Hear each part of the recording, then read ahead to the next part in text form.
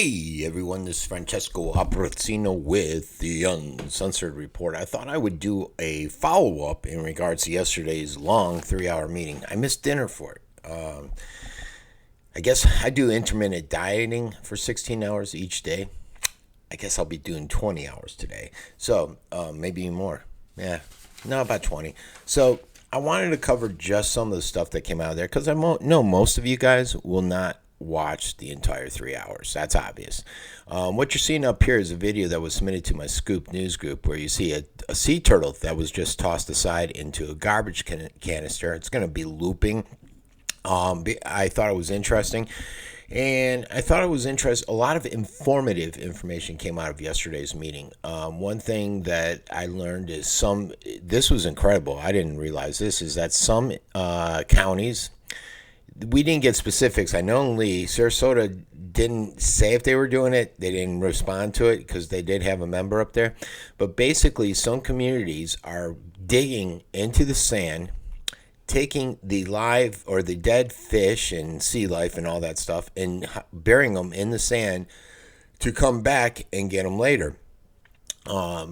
There was accusations that they were doing it just for the tourist, to make it look good. Maybe not be so traumatizing on the kids that are out there and all that good stuff. Not sure why they're doing it. And what I learned, though, is about the toxicity of these fish that are being buried is then carried over to the sand. So unsuspecting individuals, unsuspecting tourists will go up, lay down, enjoying the beach. If they ever get to enjoy the beach in a while, who knows when. Yet they're laying in this toxic bloom, if you will, that was been buried. Again, I don't know if Sarasota County is doing it. The guy didn't really elaborate. I don't think they are. The other issue they're having, though, is where to put these, like you're seeing here. And actually, I was down in Inglewood a couple weeks ago at that congressman meeting, and they were actually putting the dead fish in dumpsters behind the restaurant right there in that community, which was a concern. Now, what do you do with all this? I mean, there's been tons. If you go to Sarasota County page, they're pretty good at updating people. There's just tons and tons and tons of dead fish on a regular basis. Lake Okeechobee opened the floodgates have been open. They increased significantly the amount of algae bloom laden poison water that's going to be coming into the Gulf. It takes about a week to get up here. That's what it took last time before we started seeing the impacts in the Sarasota County. Will we see more impacts with the increased flow? Who knows? Some really interesting stuff, though, came out of that meeting, and I do realize I've been contacted about the second speaker, John, and some concerns with him, and I'm looking into all that stuff. But one thing I noted, like health. WWSB had a report where doctors were saying, yeah, a lot of these conditions, people are saying it's red tide, and it's not because they're not near the water. Whereas these people in this meeting kind of disagreed with that. They basically were saying that the toxicity of these neurotoxins can travel up to 20 miles away from the water. They had a doctor who was talking about how he was out in the water yesterday, nowhere near red tide laden waters. And today he had major sinus issues and did not feel good at all. His voice is changing and all that stuff. And it just goes to note that what this doctor is saying, this allergy specialist that WWSB interviewed in their report, and maybe I'll put it below this one on my website, may not be accurate. And you can talk to a lot of people. For some reason, a lot of you are up this early this morning, like 5 in the morning. I've been talking about 3 people on email, and they were talking about health concerns with their kids and stuff. I didn't realize some of the stuff like the cyanobacteria, which is real interesting. That can cause all types of issues. It's mainly down south, I believe, but it can and may be up here. That wasn't quite clear. Stuff like dementia, ALS, anything that would come, any symptoms that would come from these neurotoxins. Another interesting point. One thing I didn't know, animals, domestic, dogs, cats, are susceptible to this. And they said, keep them away from the beaches. And if this stuff can travel 20 miles, keep them out from outdoors as much as possible. I'm assuming most of you guys are like me and not realizing that that stuff is traveling 20 miles and can impact domestic animals. We don't want to see our little dogs die. I'd hate to see my Tucker go. The other thing too is how long it can stay in the system of these oysters and stuff. They said, I think oysters and the different breeds of sea life can stay up to 8 months in their system. Now, they said, I guess, it was really interesting. They gave what the normal per millimeter or per liter, whatever the terminology is the norm for red tide, and we're like skyrocketing millions above it, which was interesting. But they said in some cases, in Sarasota, where did he say it was? New Pass, I believe, that just days ago it was in the millions, and now it's barely just about gone with red tide. They're starting to see some sea life start to come back because people were wondering how long does it take for sea life to come back. And they said they're pretty residuant. I can't speak today. And they'll come back. They're not sure how long it will be because this one has been so devastating. Again, will red tide come back stronger? And like this individual said, today there was none. Last week there was high up in the millions. Who knows? Maybe tomorrow it may be back up high in the millions. You just don't know. There's nothing really to track it. A lot of people learned about brown tide, which is not, they don't have a lot of information on, and some individuals said in some cases it may be worse. And one thing I did learn, and I think they said it again yesterday, is there's actually 2 tidal systems out there that they're dealing with that is making this hazardous, in addition to a lot of the other issues that are out there, and they're combining, all these factors are combining, the algae, the outflow, the different tides, and they're coming to the culmination of everything is what's making this so deadly. They couldn't be more clear, and what's interesting is the Sarasota County guy, he's a water chemist, and he couldn't be more clear that from everyone on the board, that one of the main issues, and they asked, how can we as citizens control this? And they said, fertilizer. Look at your lawns, your green lawns.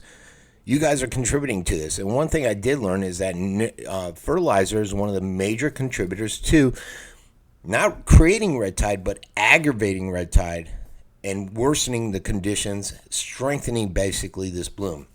And they all said that, look at your cars are rainproof, your houses are rainproof. So when it rains, it goes down into the water, and then it goes into the it leaches into the ground. It goes through these outflow tanks and into our lovely Gulf. These are the same outflow tanks or pipes that I've been documenting about for years. The same ones that locally here, the city mayor Hollick, and then the assistant engineer hopped on board last week ridiculing me for, basically saying it should lush landscaping around it. That's just rainwater, nothing to worry about. Sure, maybe some plumes, but nothing significant. And that's when they said, okay, we're going to start. We convinced them to start testing the plumes that were coming out of there. They tried to say, oh, it's filtered. But no, I checked with the county in the Southwestern Water District. They're not. Maybe 1 or 2 might be that they're talking about, but no, they're not. It's straight out into the water. And if they are filtered, they're doing a horrible job. If you look at these beach closings, like Siesta's back open, but the major ones over there by the bayfront in Sarasota, here by the pier, Doggy Beach, it's not because dogs are on the beach and they're pooping that might contribute some to it. It's because those 2 outflows are the 2 worst in terms of pollution coming out. And those are the ones that the city engineer and Halleck are trying to say are perfect. No health concerns whatsoever. Yet those beaches constantly close right there. I mean, just look at the facts, guys. I've researched this. I know what I'm talking about. And I've called them out before on it. But it's kind of like yesterday. You had... that John guy call out the scientists of Moat for taking Mosaic's money. And they said, look, it was for a turtle run, was $5,000, I think, from this year. In the past, it was for different stuff not related to red tide.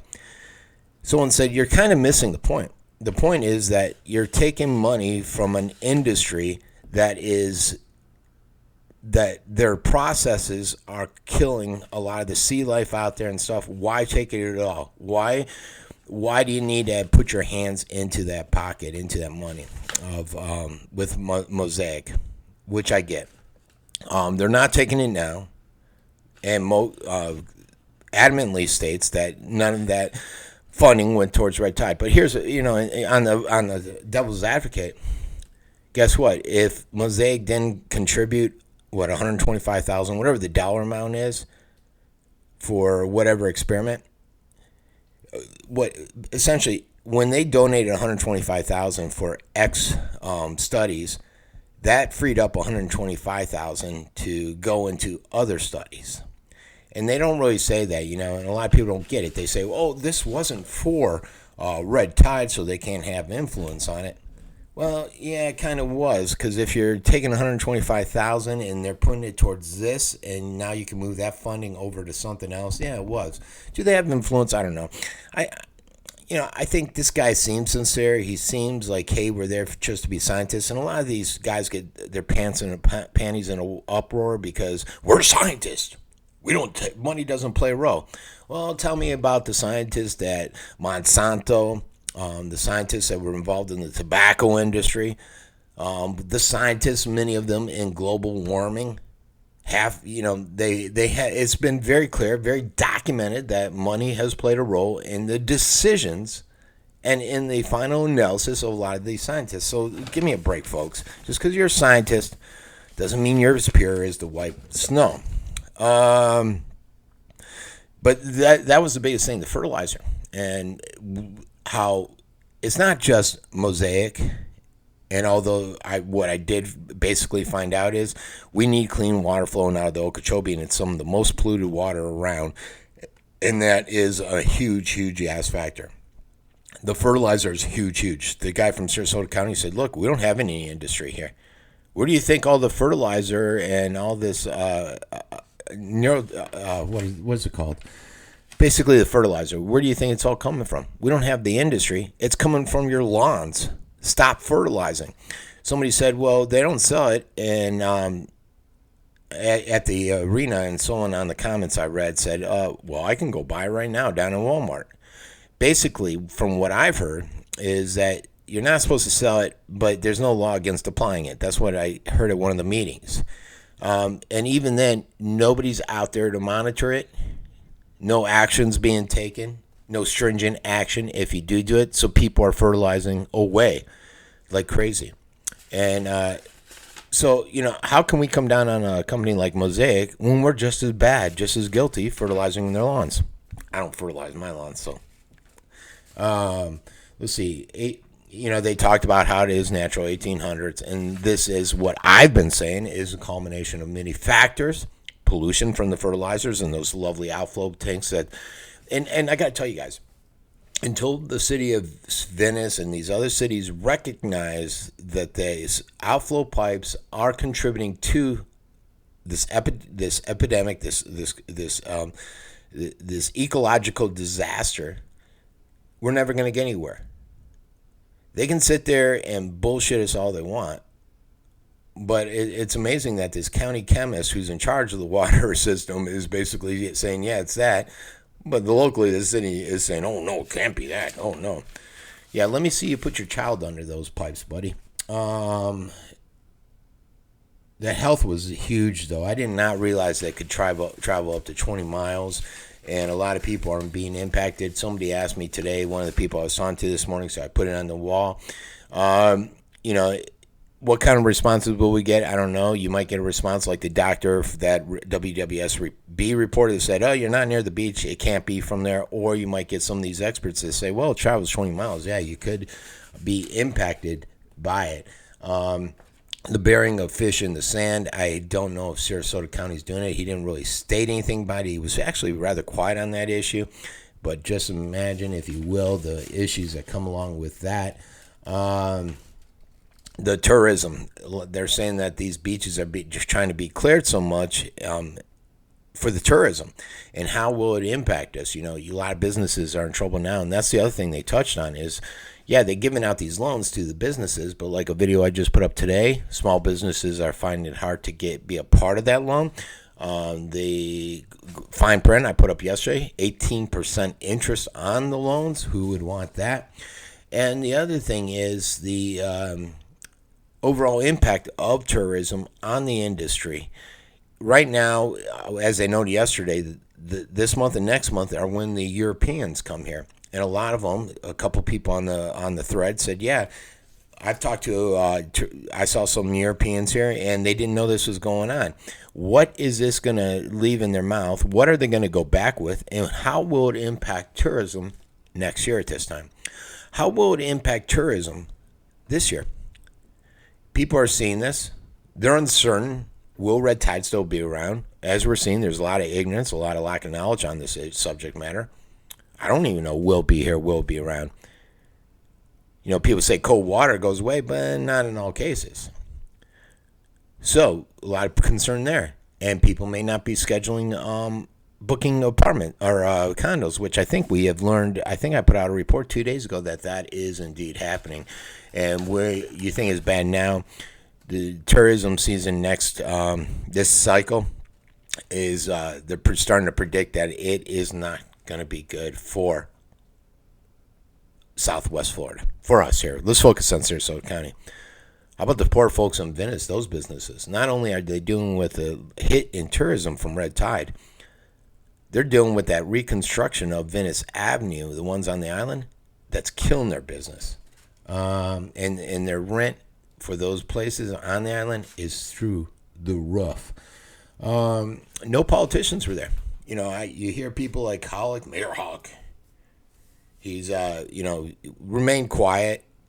He didn't want to send out any letters until he had to find a solution for the issue. Then finally, after emergency funding and stuff came available, he had a meeting and wrote his letter. A lot of people were critical of his letter.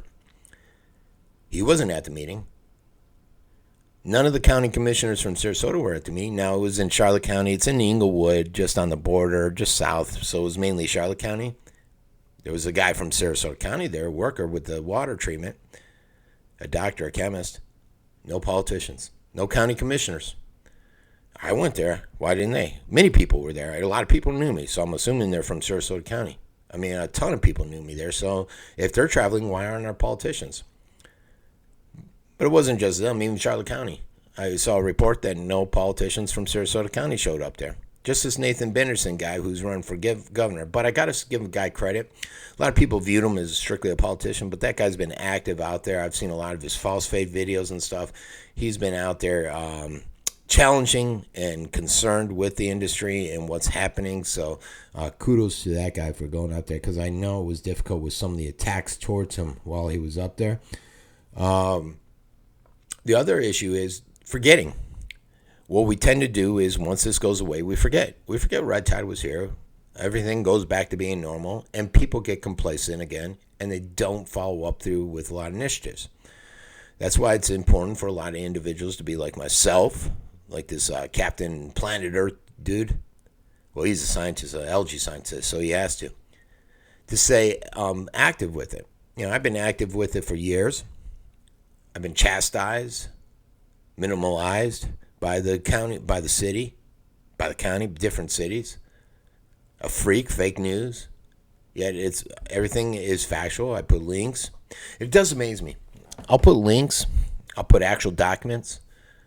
I'll put all kinds of stuff because I want to make sure people know I'm not bullshitting. This is facts. It'll go before the mayor. It'll go before someone like Moat or someone else or whoever's in authority in the government or in these institutions. All they got to do is say fake news. They don't have to provide a link. They don't have to provide documentation on why it's fake news. Just fake news. That line was used last night. The media, Lorraine, the media manager for the city of Venice, tells people when they call and say the scoop, she tells them it's fake news. You shouldn't watch it. Mayor, Frank's lies a lot. He was in the Navy, and I think they did stuff to him to make him mentally unstable with his time in the military. He actually said that in an email to another ex-mayor, saying he was unstable with that military time. Next thing you know, he's out giving a speech thanking all veterans. Like a week later, I'm like, are you fucking kidding me, dude? But that stuff does amaze me. So we can't forget. You got to continue doing this. Another thing that was interesting. I always say I don't trust the government. I don't trust what they say. I don't believe what they say. A good example is with Venice with these outflow pipes. Back in 2012, the Hero ran an article. I've shared the link many times, where Len Brembo came out and they said, look, the city, which Daniels and Gates and Hollick were all part of back then, they were on the councils, finally admitted that the outflow tanks were responsible for the bacteria, same bacteria that has our beaches closed now. And Len Brembo, who was the utilities director back then, admitted to it, and he said they basically asked him, why did it take you so long to finally fess up to this and agree that this was the issue? He said, because I didn't want to discourage or come down on my partners and some of the associates that are in the industry, blah, blah, blah. So basically, he knew all about this pollution issue. He knew about the outflow issue in terms of the bacteria and closing the beaches, but he chose to remain quiet. And that's why I don't trust government. Hollick knew about this back in 2012. Daniels, I think, is quoted in the article. Yet after 2012 and after knowing about all that stuff, they remained quiet. 2018 comes around, and they're acting like it's not the outflow pipes again, because they think you guys won't remember, or you won't do the research and find out that, oh yeah, we admitted to it in 2012 and did nothing about it. And here we are today. They're trying to tell you that Flamingo, by increasing the capacity, unclogging it, rebuilding it, what's that do? They say no more extra water will come out.